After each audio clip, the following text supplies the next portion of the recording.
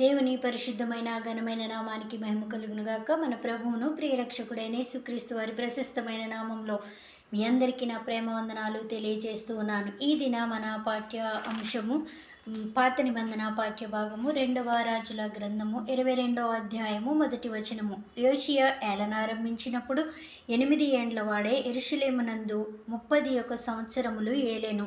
అతని తల్లి బొస్కతు ఊరివాడగు అదాయాకు కుమార్తె అయిన ఎదీదా.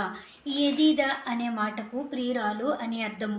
ఈ ఎదీదా ఒక సామాన్యమైన కుటుంబం నుంచి వచ్చిందని మరి బైబిల్ గ్రంథంలో మనకి తెలియబడుతూ ఉంది. ఎందుకంటే ఆమె తండ్రి మరి రాజు అని అక్కడ వ్రాయబడలేదు. కానీ అదాయాకు ఇతను బస్కతు ఊరివాడని బైబిల్ గ్రంథంలో రాయబడి ఉంది. ఒక సామాన్యమైన కుటుంబం నుంచి వచ్చి హిజ్కియా కుమారుడైన మనష్షే కుమారుడైన ఆమోనుకు ఈమె భార్యగా ఉంది. వీరికి మరి ఈ ఆమోను మరి చెడ్డవాడు. వీరికి పుట్టిన కుమారుడు యోషియా.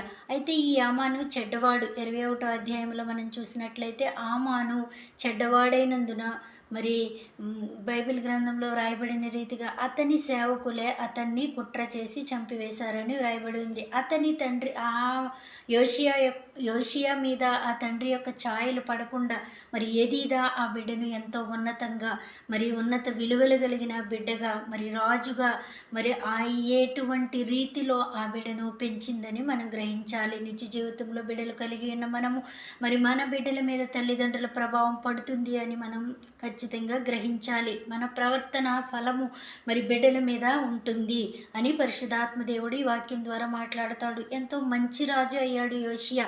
ఎంతో ఉన్నత విలువలు కలిగినటువంటి బిడ్డగా ఆ రాజు ఉన్నాడు అనేది మనకి 23వ అధ్యాయము 25వ వచనంలో మరి అతని గురించి ఒక మాటను చదువుదాం.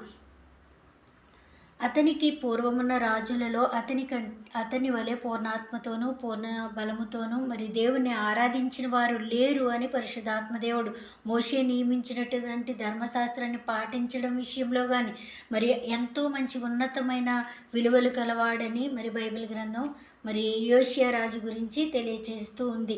మరి ఈ ప్రవర్తన అంతటికి కారణము ఎదీదా, ప్రియురాలు, దేవునికి ఇష్టమైన బిడ్డ కాబట్టి దేవుడు ఆమెను అలా మరి హెచ్చించాడు అని మనం ఖచ్చితంగా నమ్మాలి. మన బిడ్డల్ని మనం పెంచే మరి ఆ రీతి ఎలా ఉంది అనేది మనల్ని మనం పరిశీలన చేసుకోవాలి. చెడ్డ ప్రవర్తన కలవారమై ఉంటే మన బిడ్డల మీద ఆ ప్రవర్తన పడుతుంది.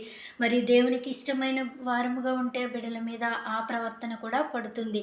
మరి మంచి జీవితాలు కలిగి మరి మన బిడ్డల్ని మంచి మార్గంలో